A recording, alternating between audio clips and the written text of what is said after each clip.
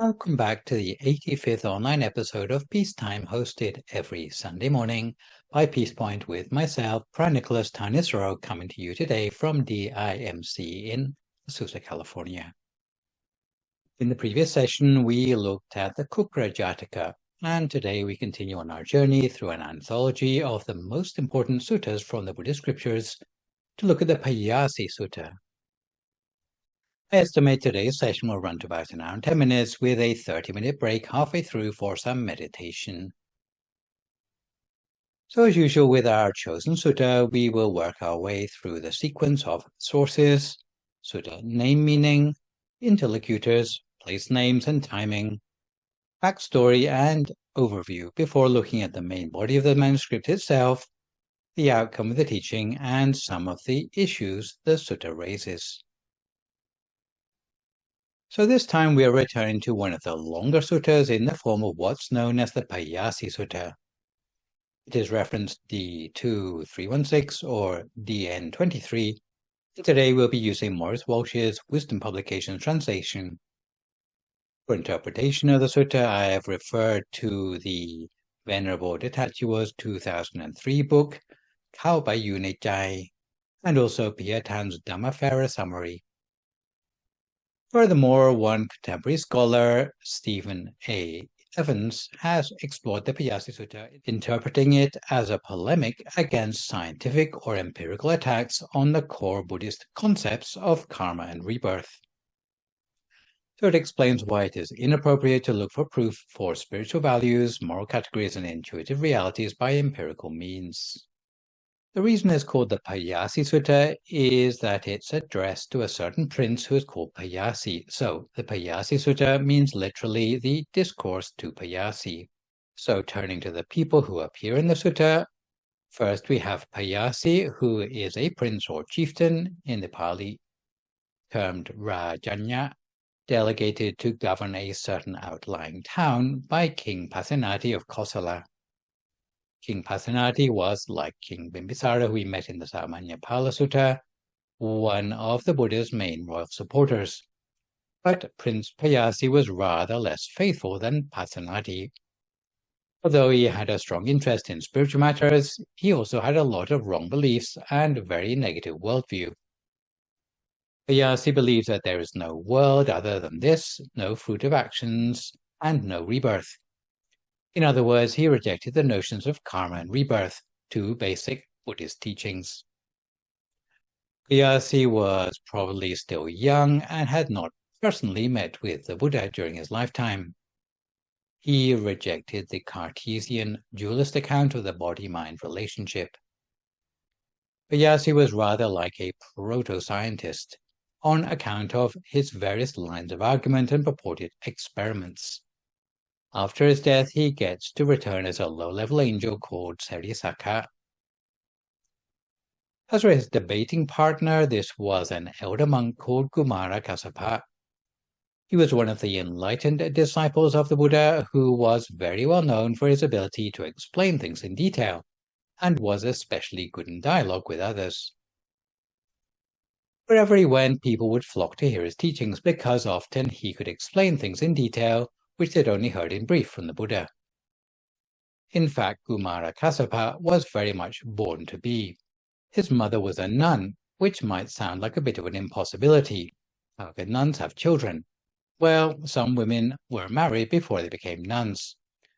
In this particular case, having failed to obtain her parents' consent to become a nun, Kumara Kassapa's mother married, and only later, with her husband's consent, was she able to join the order, not knowing that she was already with child. But after a short time it started to show, and if she had conceived as a nun, then she would get kicked out of the monkhood. And again we meet with the personage of Devadatta, who you will remember from the Samanyapala Sutta. Usually he said everything that was contrary to good sense.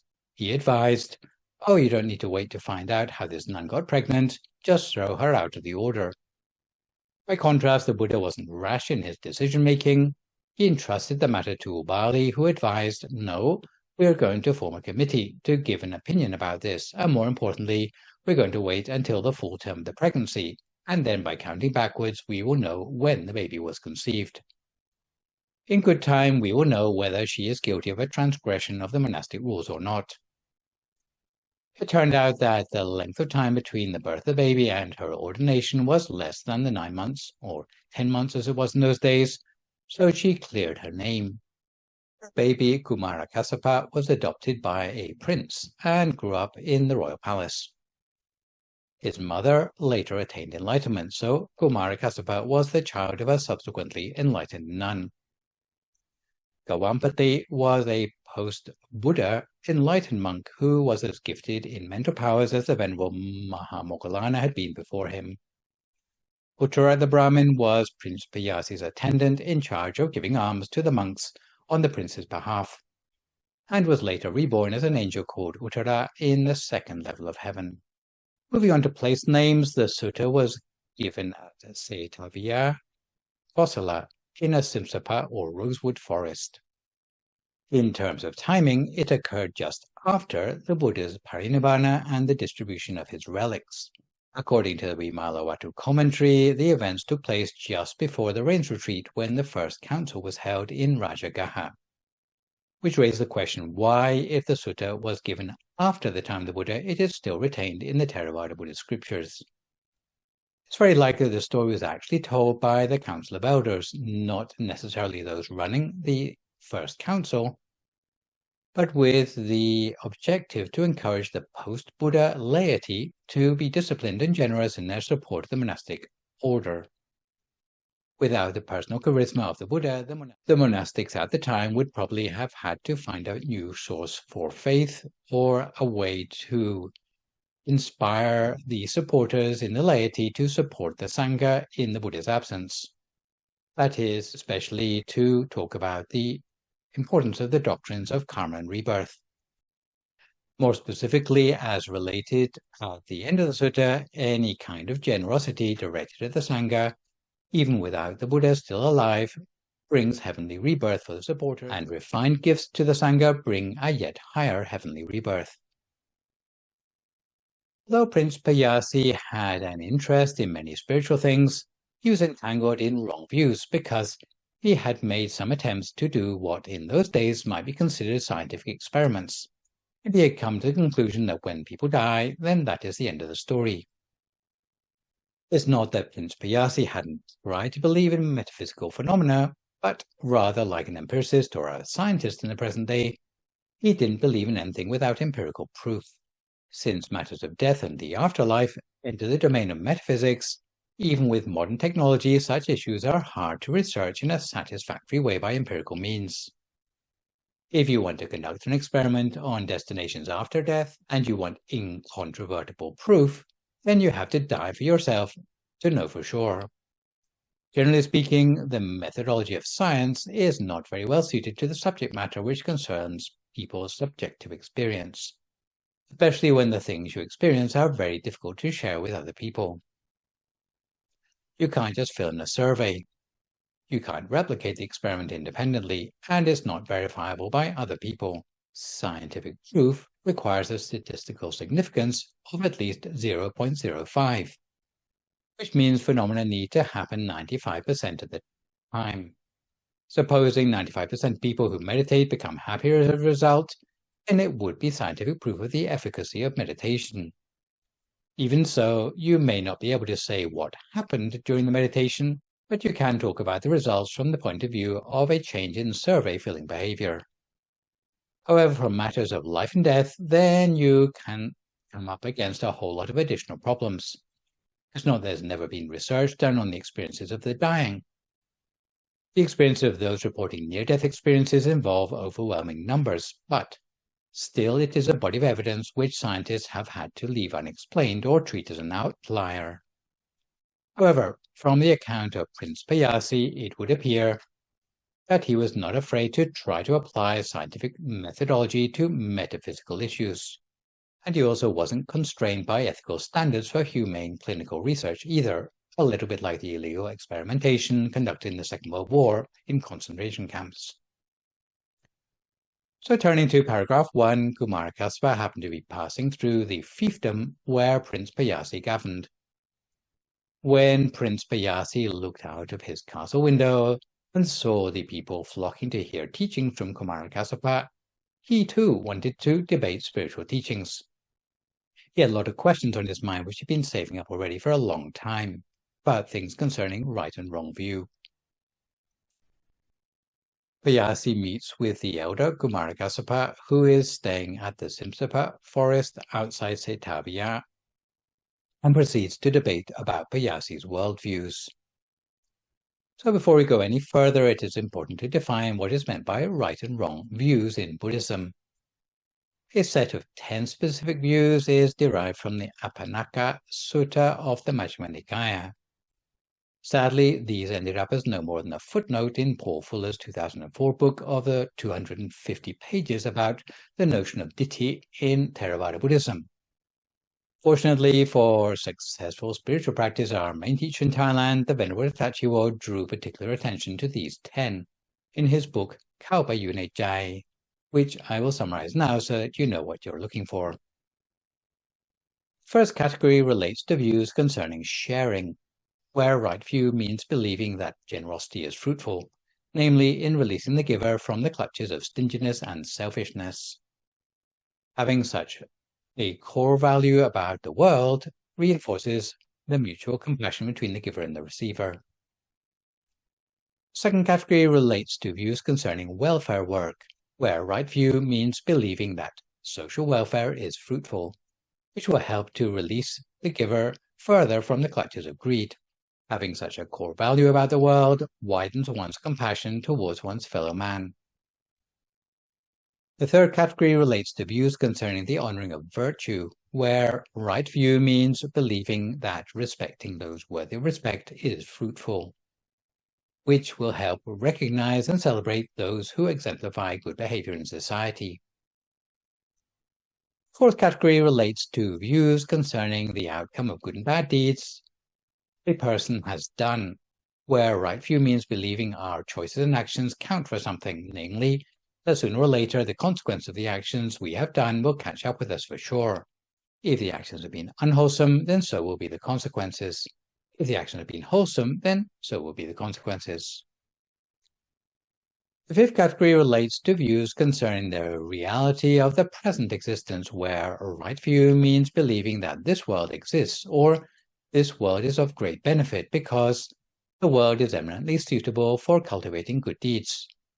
However, our time in the world is limited, therefore, we need to use our time to the full, intelligently and efficiently, in order to make the most of our lives.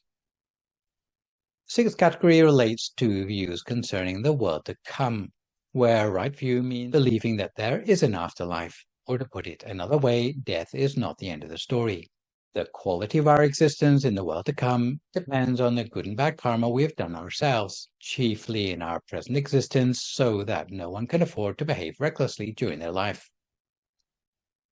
The seventh category relates to views concerning our debt of gratitude to our mother, where right view means believing that a mother exists, or we have a debt of gratitude to our mother for her virtues towards us. Consequently, we ought to take all available opportunities to repay our debt of gratitude to our mother. The eighth category relates to views concerning our debt of gratitude to our father, where right view means believing that a father exists, or we have a debt of gratitude to our father in just the same way that we have a debt of gratitude to our mother. The ninth category relates to views concerning spontaneously arising beings, where right view means believing that spontaneous arising exists, or beings outside the human and animal realms are a very real possibility for our future rebirth in realms beyond what meets the naked eye. The 10th and last category relates to views concerning the existence of wise enlightened ones, where right view means believing that wise enlightened ones exist, or those who have attained Buddhahood or arahantship exist. Such people are able to have meditational insight into the reality of this world and the next through their own earnest striving, and through compassion have shared their insights with less perceptive beings. The reason why the Buddha selected this particular set of worldviews is that if your outlook on the world corresponds with these, then you entertain the possibility in your mind that practicing and training your mind will lead to some sort of progress and self-improvement. But if you deny the efficacy of, let's say, mental practice, or the goodness of others around you, for the goodness of actions at all, then what's the point of even trying? You may as well just go lie down in a forest somewhere and wait for your expiry date. So right view is the basis upon which the whole of our spiritual practice is founded. If a person doesn't have right view, then the outlook they have on the world is one which basically denies the point of even trying to train yourself spiritually. And we'll see now how this is connected with the sutta that we are studying today. So an overview of the arguments which Payasi used to defend his worldview were 10 in all. At the beginning, he denied the existence of other non-human worlds. Then he went on to insist that no one who had died and purportedly gone to hell, the first or second level of heaven, had ever returned. He tried to deny the testimony of those endowed with the divine eye. He questioned why good people don't commit suicide to go to heaven faster. He questioned why life force cannot be seen or weighed. He searched for the seat of the soul in living and deceased bodies. Finally, he suffered from extreme dogmatic intransigence. To dismantle Prince Payasi's wrong views, Kumarakassapa deployed refutations in 10 stages, running to a total of 15 parables in all. When Prince Payasi went to visit Kumarakassapa, the first thing he did was to state his wrong view that, and here we're looking at paragraph 5, he says, there is no other world, there is no spontaneously born beings, there is no fruit or result of good or evil deeds. So in refutation, Kumarakassapa asked Payasi, in further down the same paragraph, whether he believed in the existence of other worlds, as in places outside of what you can see with the naked eye. So he was asking if the prince believed in anything apart from the human and animal realms. The Prince Payasi responded that he didn't. So just to start off with, Kumarakassapa asked, well, what about the sun and the moon? Those are not human worlds, but are they not worlds that you believe in? So immediately he was setting himself up to deconstruct the argument by putting Prince Payasi on the philosophical back foot. Next, Prince Payasi continued with a second argument, saying, but I have reasons not to believe in the existence of the hell realms. So Kumarakassapa asked, and here we're looking at paragraph 6, what proof do you have that hell doesn't exist? Payasi said, well, I have conducted a certain experiment whereby whenever I hear in my kingdom that a particularly wicked person is on their deathbed, I will go and visit them and get them to promise me that when they get to where they're going, and for sure they'd be going on their way to a hell realm, if such a place existed when they got there, that they come back and tell me about it. So far, I've told lots of people to do this, and not a single one of them has ever come back to tell me about it. So this proves that hell doesn't really exist. It's just a figment of all those spiritual priests' imagination, and there's nothing for us to worry about. Well, what would you think about that? Did Prince Payasi get a large enough sample for a 0.05 statistical significance? And turning to paragraph 7, Kumarakassapa was not fazed by Payasi's argument. As a refutation, he presented a parable about an executioner. So, an executioner oversees a prisoner who has been sentenced to death for a life of crime. And now he is approaching the day of his execution.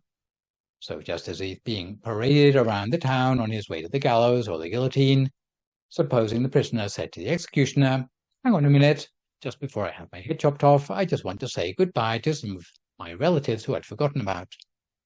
Do you think the executioner would just fit in with an ankle monitor and give him half a day of compassionate leave? Generally, executioners don't trust death row prisoners to come back dutifully from home leave. Any excuse the condemned prisoner has only adds to everyone's suspicion that they're going to do a runner.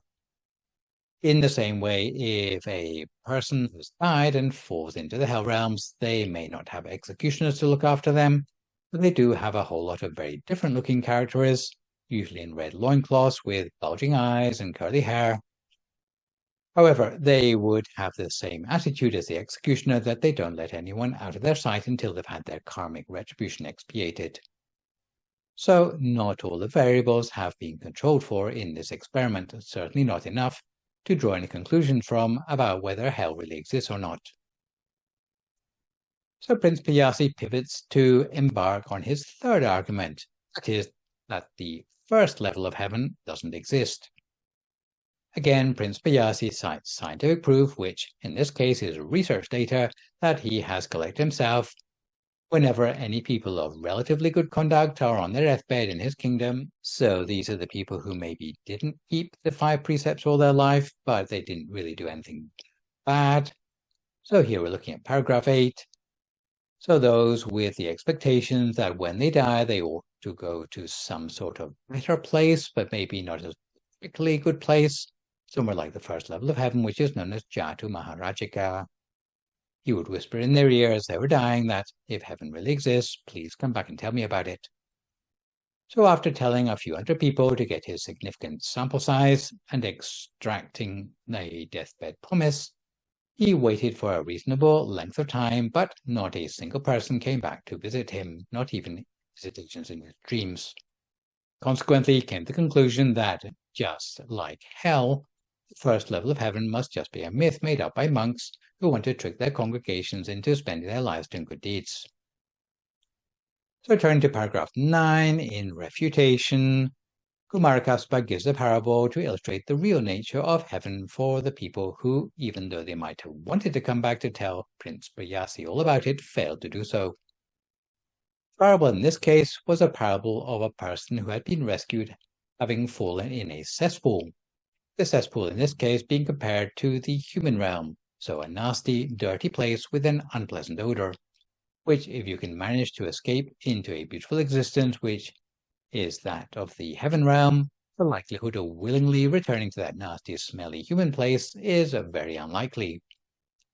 So for anyone finding it hard to imagine this, you might think of the scene in the 2008 movie Slumdog Millionaire. Just as a person who has fallen in a cesspool has been helped out by their friends and has been washed, scrubbed down, perfumed, and given a new set of clothes, it isn't very likely for them to want to climb back into the cesspool again for the sole purpose of telling Prince Bayasi how nice it is once you get out of it. So in Buddhism, any angels would definitely have to hold their nose to revisit the human realm, and generally they would not come back at all unless there is a prospect of gaining very serious merit as a result of their return. Consequently, Prince Bayasi pivots to argue the non-existence of the second level of heaven. The second level of heaven, known as Daodingsa, is a place where you need to have kept the 5 precepts in order to get there. Again, Prince Bayasi cites scientific proof, which in this case is research he's conducted himself. Whenever any people established in the 5 precepts were on their deathbed in his kingdom, so here we turn to paragraph 10, he had got them to promise him to come back and tell him if the second level of heaven existed. But since no single person returned from their second level of heaven, Prince Bayasi concluded that such a heaven realm was nothing more than a myth. So here we turn to paragraph 11. Kumarakaspa again has his parable for the prince who makes return visits problematic, which in this case is a thing about relative timescales, as 1 day and 1 night in the second level of heaven is equal to 100 years in the human realm. So if a new angel was a little bit forgetful and forgot Prince Bayasi overnight, then Prince Bayasi would already have passed away because a century would have passed in the human realm. It's almost like the human realm is at the center of a spinning wheel, but that all the other heavens and hells are at the rim of the wheel, which are spinning in time at a much faster rate. Kumarakaspa continued by explaining why conclusions about the heaven realms are impossible to make unless one has attained the divine eye or Dipajakku. Kumarakaspa explained that it's rather like a person who's been blind from birth, denying the existence of color. If a person is unable to see, and here we're looking at the latter part of paragraph 11, then they cannot claim to be a better witness than other people who can see perfectly well. But in the case of the heaven realms, it's like a blind person trying to claim that they know more than those who have developed the inner eye of wisdom from meditation, who are able to see the existence of the heaven realms firsthand. Why should they take the testimony seriously of someone who can't see like they can?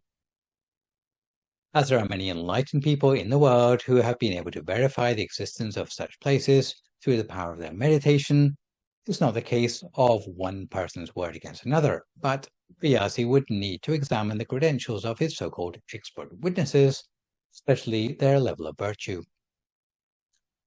So, as we have refuted the first 5 of Payasi's arguments, let's take a break halfway through and settle ourselves for 30 minutes of meditation, which today is a recent recording of a meditation entitled The Founder of Our Meditation Lineage. If at this time you would like to find a comfortable sitting position for yourself as you listen to my guidance.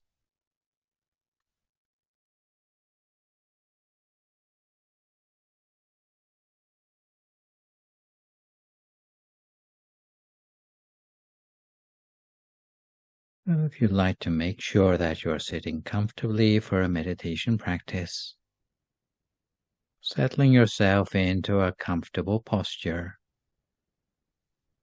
either sitting on a cushion, a meditation mat, or perhaps sitting on a straight-back chair.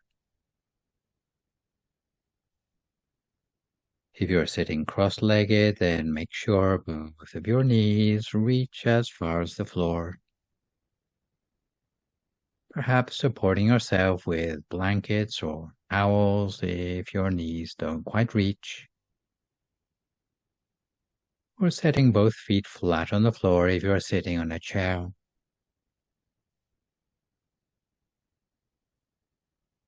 So start out with a stable tripod-like posture, and in this way, you can bring your spine up nice and tall in order to re-energize yourself. You can let the lower lumbar region relax to its natural shape and allow your hands to rest palm upwards in your lap, with the right hand over the left hand and the index finger of the right hand touching against the thumb of your left hand. Close your eyes very gently. Close your eyes gently, or just cast your gaze softly downwards to the floor in front of you, allowing your eyes to defocus. And then we do what's known as a body scan to relax all the muscles of our body. So we invite a sense of softness to our face. Allow our eyelids to soften, allowing that softness to flow down through our temples in a gentle wave.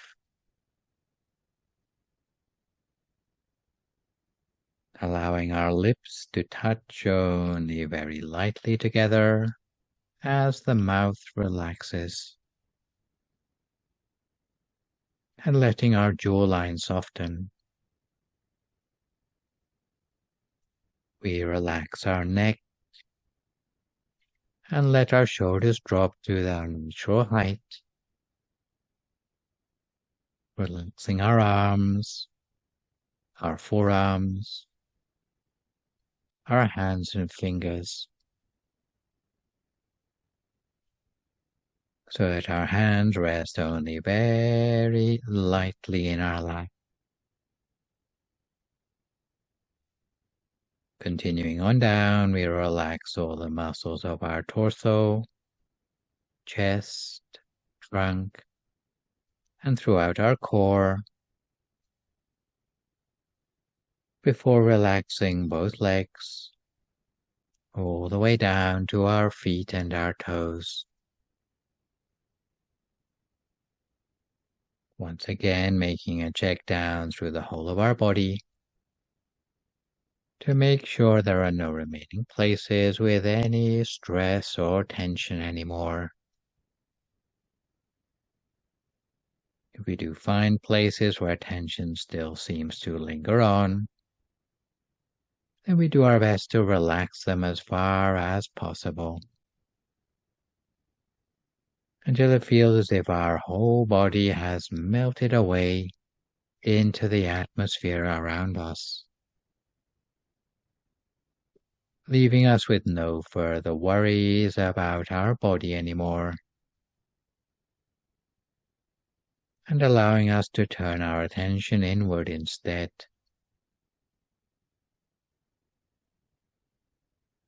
So we let our attention gently peel away from the outside world. This time allowing us to relax our state of mind by putting aside any worries or concerns about our everyday life. Almost like a person with no past and no future. Entirely focused in the present moment and on the task in hand. So conjuring up a sense of well-being as if that well-being were made up of tiny particles of happiness and joy inside us. Particles of happiness and joy that seem to fill up our body and mind, growing and spreading within us, to the point that there's no space left inside us for any other sort of thought. And when we feel relaxed and refreshed, both in body and in mind, very gently and using no effort at all, we can imagine that the whole of our body is nothing but an empty space or a hollow cavity with no organs or tissues, no muscles or bones. Or inside you, you might imagine that your whole body has been transformed into a sort of transparent bubble with nothing on the inside. And when you're ready, again, very gently, using no effort at all, you might cast your mind back again to that imaginary picture of a bright, shining sun, which we had a few moments ago. Maybe yellow or golden in color, white or red. It doesn't really matter. And not being put off if the actual picture is not as clear as you normally see it with your eyes. Even if it's vague, accept it anyway. And there may be some people who feel the warmth of the sun but don't actually see it. Again, you can use that tactile sense of warmth as the object for your meditation. And in this case, we allow that bright picture or that feeling of warmth to make its way gradually downwards inside the space of our body, almost as if we were gradually breathing it down inside us to the deepest point of our breath, or gently swallowing the object down to the very pit of our stomach. Once the bright object or the sense of warmth reaches that point in our abdomen, there's no need for us to move the object anywhere else anymore. We gradually and gently maintain it with a feather-light touch at the very center of ourselves. If we find our awareness wandering away onto other things, whether it be sounds or distractions around us, each time we realize, we simply bring our attention back again to the center of the body as before. If the inner object disappears, then we can conjure up a new one, and we don't let it be a big deal. When we're new to meditation, we find our mind wanders quite often. But each time we notice its absence, we simply bring it back and it'll become a little bit easier to keep it in place the next time round. Until before long, we'll find that our awareness is spending more time centered than it does wandering, at which point we'll start to have an intuitive feeling of the mind being able to stay at the center of the body almost by second nature, and to help create a space between yourself and your thoughts. We can tap into the still small, silent spaces between the thoughts. If thoughts return, we do our best to ignore them. But if ignoring the thoughts proves ineffective, we can make use of that traditional mantra instead, using the words Samma Arahang, Samma Arahang, Samma Arahang, or any other affirmation of your own that you prefer to substitute in. The more you repeat the mantra, the deeper those words will lead you toward a sense of purity in the mind, helping you to free your mind of thought. As those words resonate within your heart, within every cell, every fiber of your being, the mind will become more settled within you. So we continue in this way, lightly and gently, just for a few more moments now in silence, until we come to the appropriate time.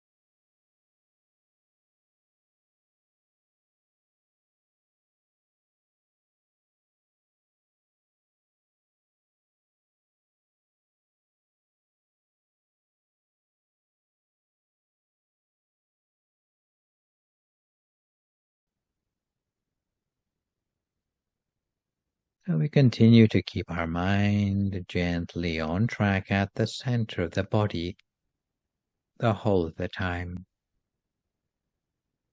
by means of our inner object, whether it's something we see or something we feel inside us.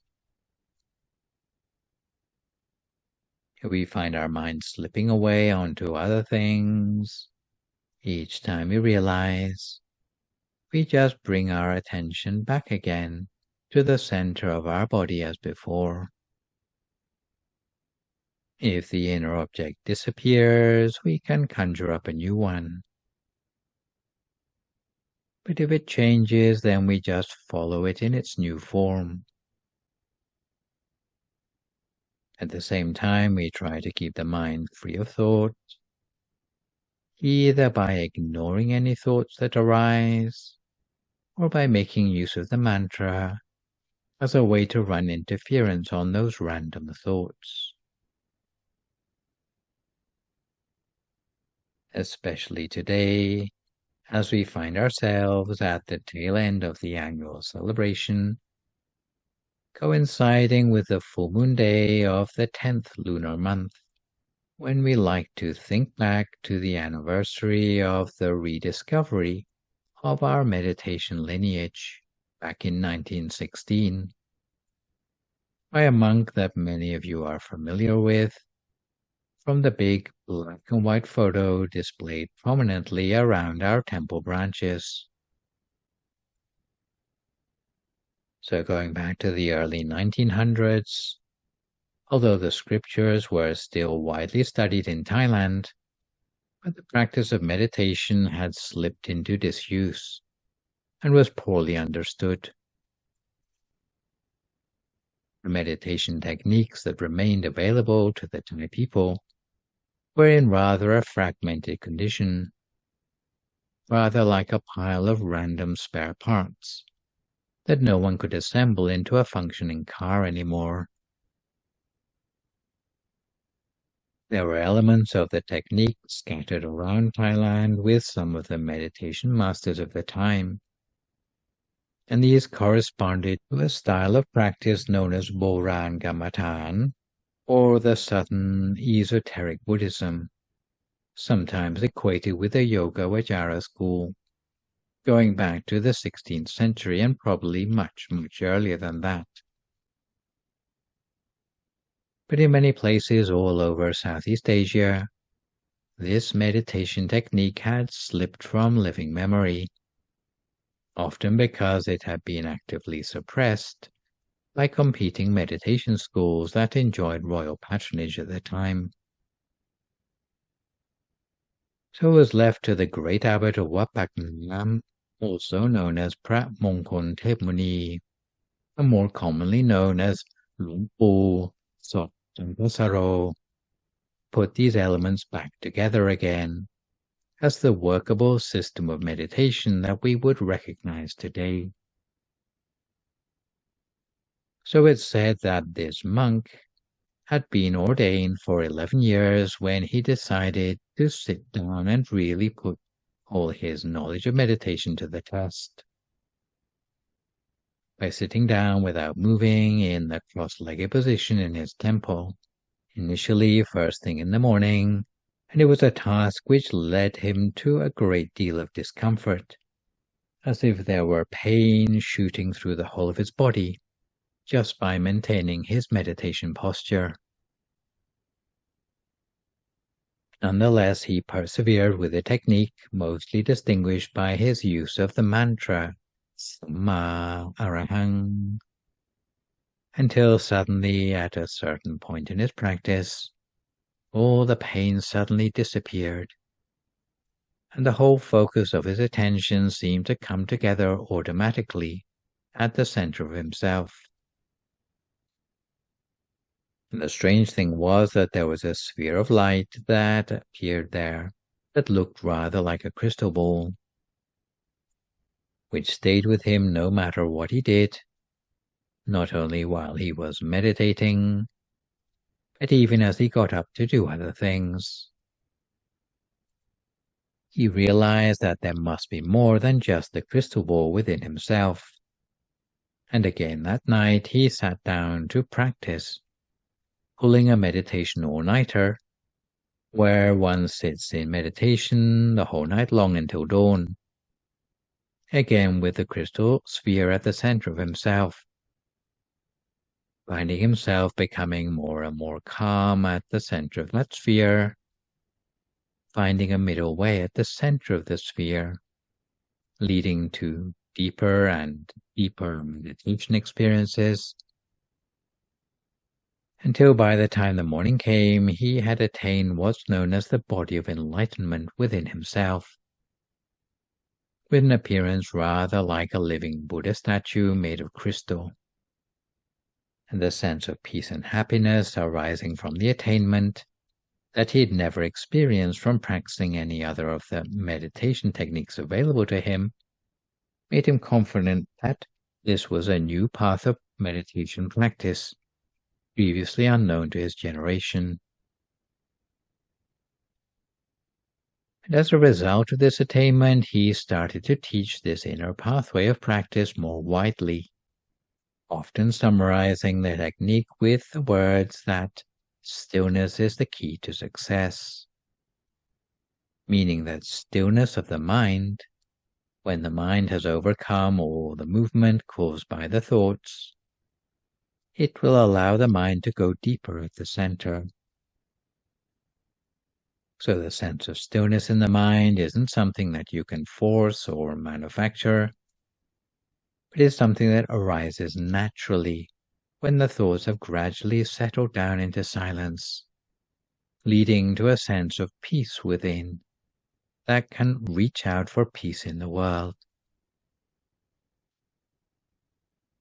And since the great abbot was quite ambitious with his practice, meditating seriously, and encouraging his students to do the same, reaching towards the subtle truths of the universe through the practice of what's known as meditation research.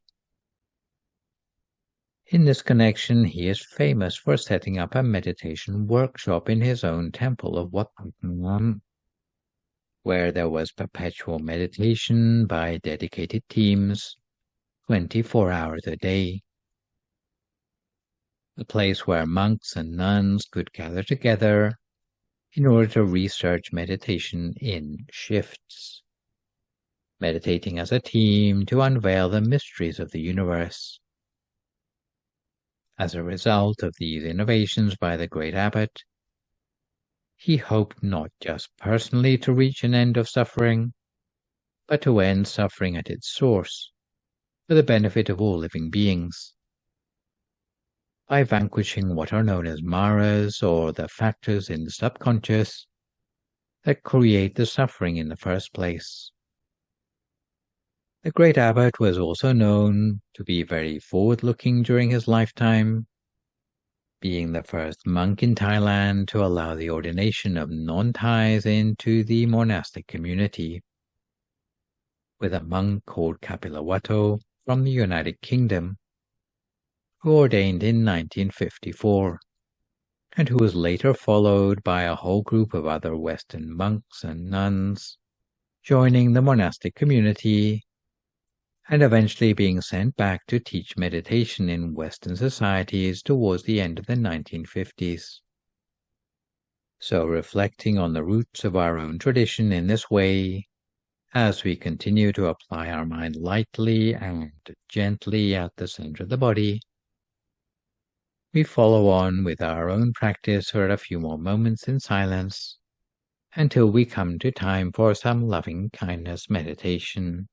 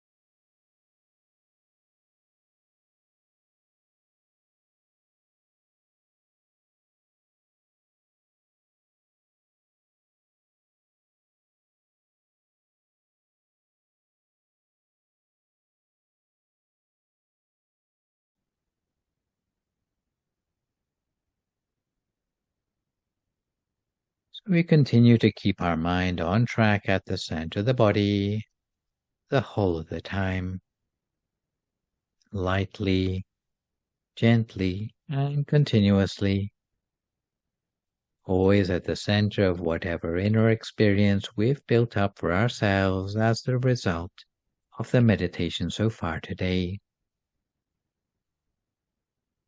We allow all the positive energy accumulated from our meditation to expand outward from our center, along with that peace energy, softly expanding outward as loving kindness, initially toward ourselves, with a sense of compassion for ourselves, a sense of going easy on ourselves for a change, wishing ourselves to be free of suffering and to know only happiness. Before expanding that sense of peace energy further beyond ourselves, outwards into the room around us, wider to the whole building, the whole neighborhood, to all the living beings around us without exception. Expanding peace energy outwards to all those living beings with the wish that they be well and happy, free from suffering, live together in peace and harmony. And we extend a tide of loving kindness further outwards to the whole of our city, cleansing away all negativity in its path, reaching out to the whole country, and expanding further still until it reaches the whole of the world in all directions all around, outwards into the universe, extending that sense of positivity and peace energy to every place, with the wish that all beings be well and happy, enjoy happiness, success, fulfillment of all their wholesome wishes, to be free from harm or danger, from suffering and disease, to be free from conflict or negativity. We can extend our loving kindness toward particular loved ones or those who we know are going through difficult times by holding them dear at the center of ourselves. We might extend loving kindness towards those for whom we feel a particular debt of gratitude, to those still living, or even those who have already passed on. We might even think back to the great abbot of Wat Phra Nam, who rediscovered our meditation technique with a sense of gratitude, extending positive energy as we continue to bring this meditation lineage to a new generation for the last few moments of our practice together.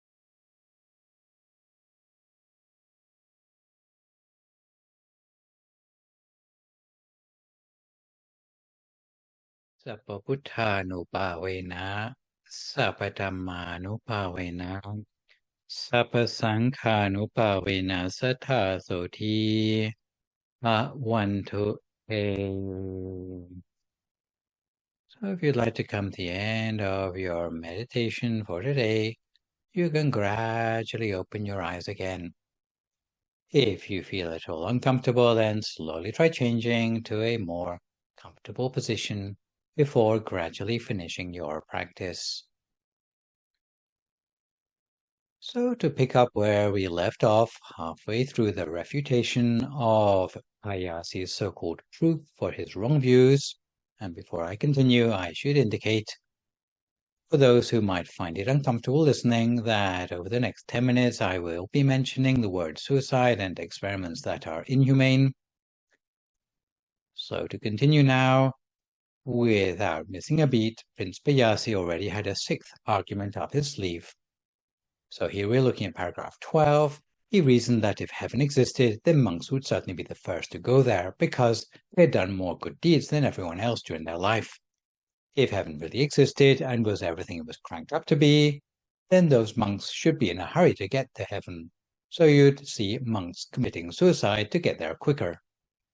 And maybe what Payasi didn't consider is that the longer someone stays as a monk, the higher level of heaven that they could go to, because as a monk they would collect up more and more good deeds throughout their life the longer they lived, and the accumulated merits would sustain them in higher levels of heaven for longer. So obviously there are little details like this which Prince Payasi didn't realize. And here we're looking at paragraph 13. As usual, Kumarakasppa was able to refute Payasi's argument with a parable about squandering the value of something by rushing to get proof for its existence. So this issue was something rather close to Kumarakasppa's own heart, because ill-disposed monks had threatened his own mother with the same brand of impatience when she was carrying him. They wanted to rely on hearsay rather than evidence. Kumarakasppa's refutation was that supposing there is a mother who has a son from her previous marriage, and she remarries and gets pregnant by the new husband. If the unborn child is female, then by Indian law in those days, her half-brother would still get half the inheritance, even though he is not a direct relation of the new father. However, if the new child born were male, then he would be disinherited. So if it's a daughter, he gets some share of the inheritance, but if it's a son, he'll be left penniless when his mother dies. If the half-brother was in a real hurry to know the sex of the unborn child, if he decided to perform a quick invasive surgery on his mother to find out the gender of his new younger sibling, because in the olden days they didn't have things like x-rays, ultrasound, or aseptic operating conditions, the result of his untimely curiosity would be that both the baby and the mother would die. So although he would get the information he was looking for, but the act of seeking the answer would have nullified the reason he wanted the information in the first place. In the same way, monks would not want to commit suicide to rush to see what heaven was like, because they ruin the positive near-death intention that would bring them to heaven in the first place, which is dying with a wholesome state of mind. If you're confused enough to want to kill yourself, then it's not a state of mind which is going to lead you to a fortunate realm when you pass away. It's wrong action, basically murder, but it's murdering yourself. So it's a double whammy of bad action, because it's you who gets saddled with the karmic retribution of committing murder, and you're also the victim. This is why in the Vinaya, even monks who encourage others to commit suicide are considered guilty of murder too. So those like the Samaritans who encourage others not to commit suicide are doing really valuable work, in the estimation of Buddhists anyway. The king's opinions weren't so easily curbed, however, and he presented a 7th argument based on an experiment which he conducted to find out whether body and soul, or body and mind, are two distinct things that separated death. His empirical method to test the assumption was that when a person dies, their soul or their mind will be released from the body. And here we're looking at paragraph 14. To make sure a person dies under controlled experimental conditions, Prince Payasi had a prisoner who was condemned to death anyway, and instead of just chopping off their head, he had them boiled to death in an airtight vessel, with the idea that as soon as the lid was opened after the prisoner's death, If some sort of soul or mind existed separately from the body, it would be seen to escape as soon as the lid was lifted. But, cut to the chase, they opened up the lid and nothing was seen to escape from the airtight vessel. So Payasi cited this as proof that there is no mind-body duality. And if there is no mind separate from the body, then you would be better off spending your time bodybuilding than trying to train your mind in meditation. And now we are looking at paragraph 15, but again, Kumarakaspar had a parable by which to refute Prince Payasi's logic, which was to suppose that when you're dreaming, some part of you is projected in a way that allows you to see this or that country, maybe countries over the sea, while your body is immobile on your bed. So when you're asleep, while your body is lying completely still in your bed, some other part of you is traveling on a trip around the world, getting new experiences while you dream. Kumarakaspar asked if any of the prince's courtiers had ever seen that dreaming part of the king escaping from his bedchamber when they opened his door at night. Since the king admitted that no one had reported seeing his astral projection, Kumarakaspar concluded that in a similar way, although such a thing must exist, you can't expect a person's mental component or spirit after death to be visible to the naked eye. So we come to Prince Payasi's next objection, which reminds me a little bit about the 2003 movie called 21 Grams. The idea for the movie actually came from a flawed experiment by a guy called Duncan McDougall, published in 1907 in Haverhill, Massachusetts, that the body loses 3/4 of an ounce in weight, so 21 grams, immediately after death. So if 21 grams goes missing after death, then this must equate with the weight of the soul of the dearly departed. And here we are looking at paragraph 16. So following the same logic, about 2,000 years earlier, in characteristic style, Prince Payasi thought, well, let's try putting a condemned prisoner on a set of scales, and then strangle them, and measure the weight difference afterwards. Payasi found that there was no difference in weight before and after death. Prince Payasi thought that this was proof that no soul existed or departed the body at death. And here we're looking at paragraph 17. Again, Kumarakaspar refuted Payasi's argument, saying that he'd been wasting his time strangling thieves on scales in such a way because the body gets heavier, not lighter, after death. Any object that grows cold weighs more than it did when it was still warm. That's why it's hard for assassins to move the dead weight of corpses around. Kumarakaspar cited the weight of a piece of iron, which has been heated up and then let cool down. Actually, it becomes denser on the scales. So the main point here is that if there is a spirit or a soul or whatever, then you're not going to be able to find out about its existence by weighing it, because it's not made out of physical material. It's something immaterial or ethereal. So it's like looking for the wrong sort of evidence. For Payasi's next argument, which is the 9th if you've been keeping count, he actually went looking for the place in the body where the soul might reside.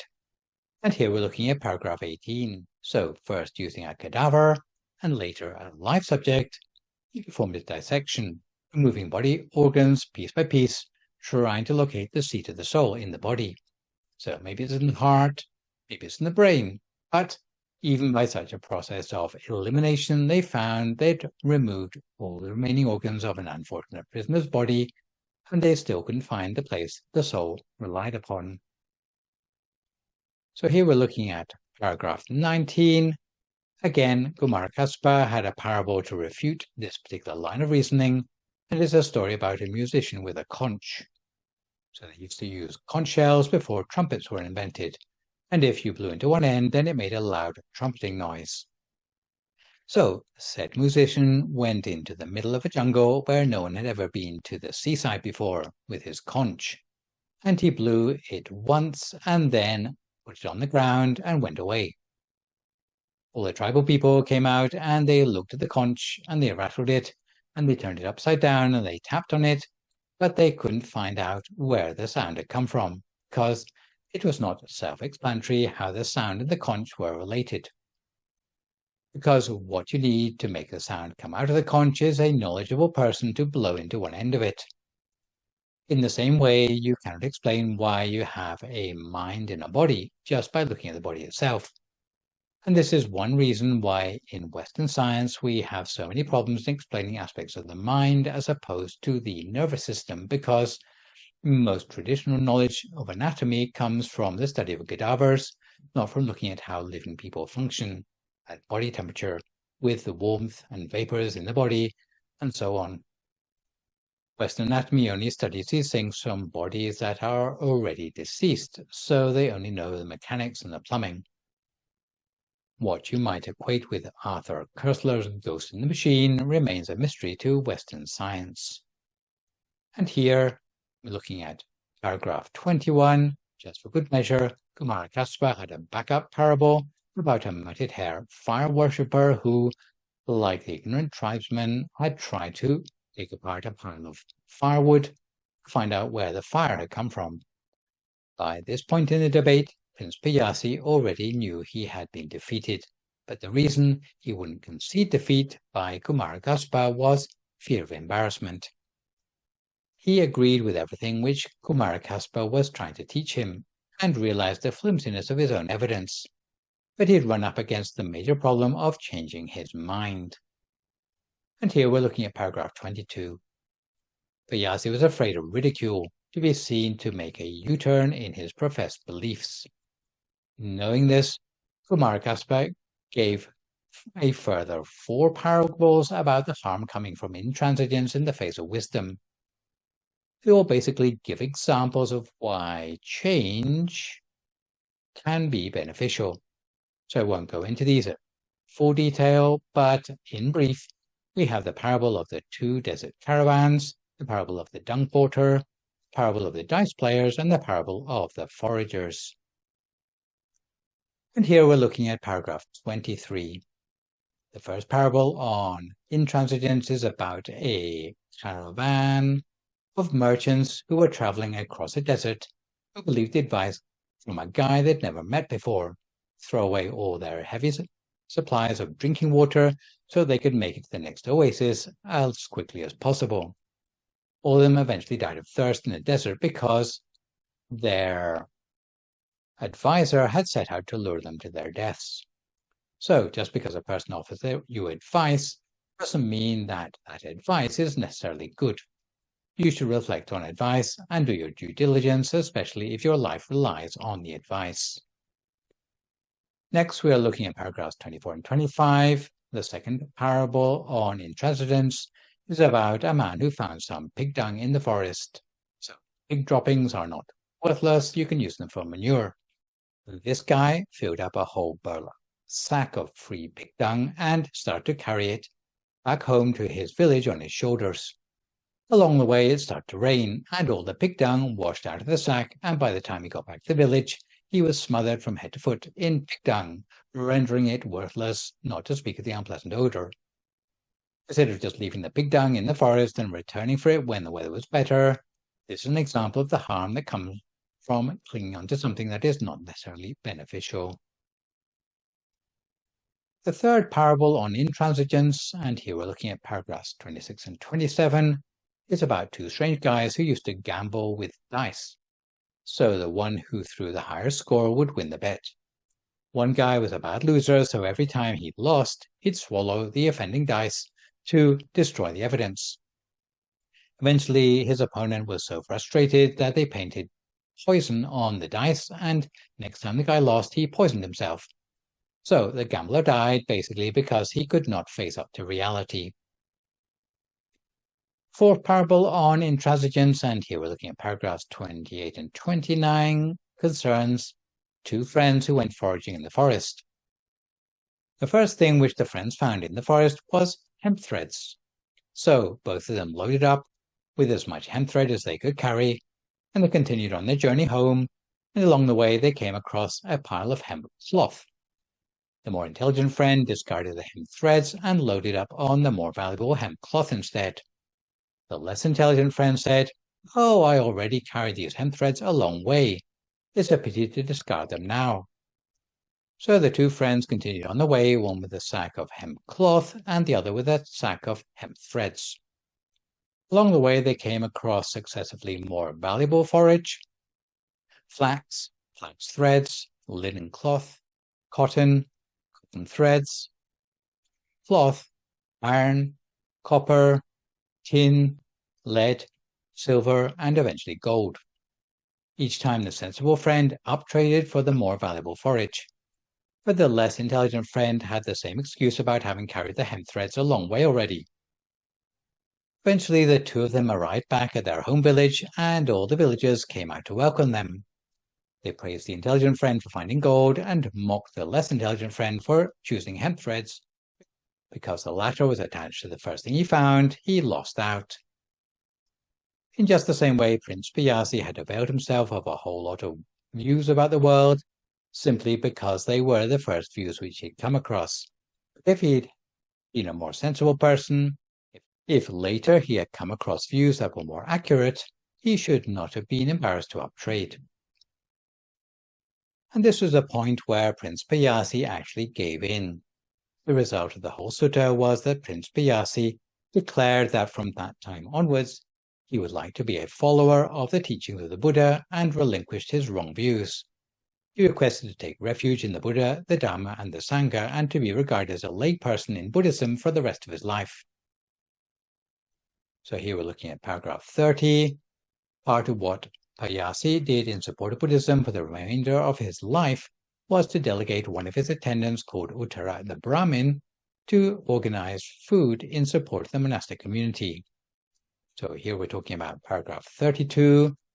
When Uttara organized food himself, he made sure it was of the finest quality. When Piyasi organized it himself, it was of mediocre quality because, although Piyasi understood that generosity was a good thing to practice, he didn't offer food out of faith, unlike Uttara.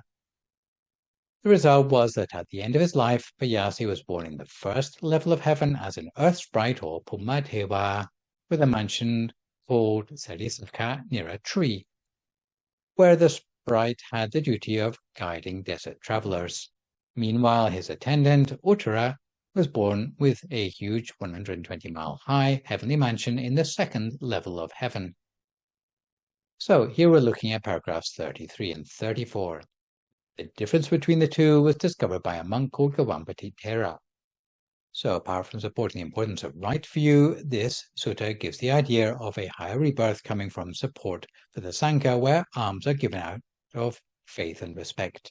So what I've described today has been a sutta about Prince Piyasi, who was a prototypical scientist or empiricist trying to find out about metaphysical matters.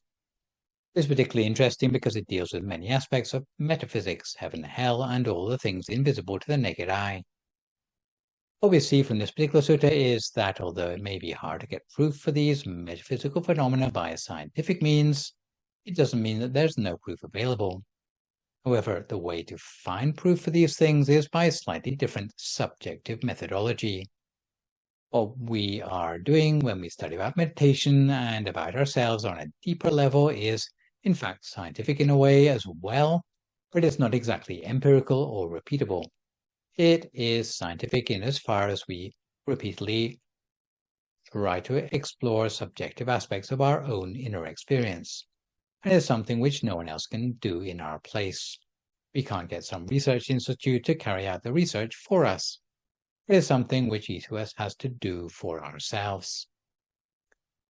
Unfortunately, we don't have someone like Kumarakaspa to knock down each of our arguments concerning wrong view, but firsthand we can go step by step through the practice of meditation to evaluate the arguments and the truth or otherwise of each worldview in a way that will lead us to undeniable understanding. If someone else tells you, even in the most convincing way, about the existence of heaven or hell, the previous life or the next, it would be very hard to believe them more than 99% of the time, even if they're the most convincing person in the world. But if you're able to examine these things firsthand, then this will be much more compelling than other people's opinions, and would be a much more satisfactory way to learn about the nature of life, the mind-body divide, and what happens to us beyond the realm of death. So this is one example of how we can work with proof in Buddhism from the point of view of dialogue.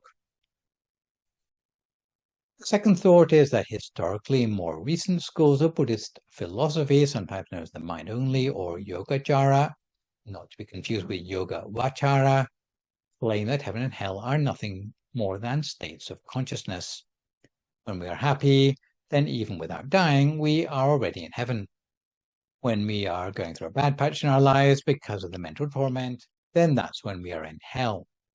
But what we learn from the Payasi Sutta, and perhaps from other places in the early Buddhist scriptures, is complacent to think that states of mind are all there is at the expense of phenomena such as heaven or hell as realms of existence. For sure, we experience ups and downs in life, so that some days we will feel more cheerful than others. But that doesn't mean you've actually been to heaven and hell, because once you reach the end of this life, when your quality of mind suddenly becomes much more important than while it was contained in your body, because your body is dead and buried, then there are not only states of mind, but there are states of existence where we have to go and stay for a long, long time, where that state of mind becomes our state of being.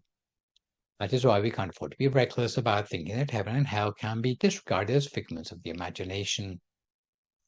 However, if you do have doubts, like Prince Payasi did, about the existence of these realms to the extent that you think there's no point in doing good deeds in your life, because it won't make any difference to where you go after you die, then perhaps you should just do good deeds anyway for the good it brings you in society between now and the end of your life. If heaven and hell are not the best motivator for you, at least think about how you're treating others in the world in order to uphold human dignity and so on. That should be a good enough reason for you to do good things in your life. And as for whether heaven and hell are really realms of existence or not, at least when you come to the point in your life when you're in a position to judge it firsthand, the goodness you've stored up for yourself will not be wasted if it turns out that heaven and hell actually do exist. So today's sutta has perhaps given you a newfound awareness of how old empirical thinking occurred in human history, but at the same time the importance of being a good friend both to yourself and others in the sense of encouraging right view. It's especially important for those in positions of spiritual leadership, and really no less important for anyone with the authority to make decisions about the welfare of the wider community. So for today, we've been looking at the Payasi Sutta. For my next live session online, which will, fingers crossed, be a week on Sunday morning, we move on to look at the Aganya Sutta, which is a teaching about the Buddhist version of Genesis.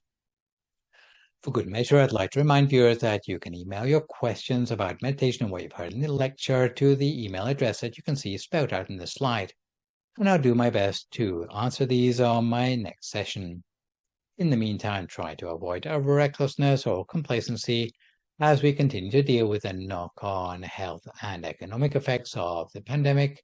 Maintain a positive mood, speak only positive words, forgive others, extend good wishes to others, and meditate daily.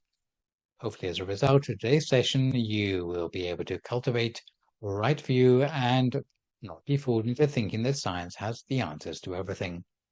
So, this is me, Phra Nicholas Thanissaro, signing off for now. So long, folks, and stay safe.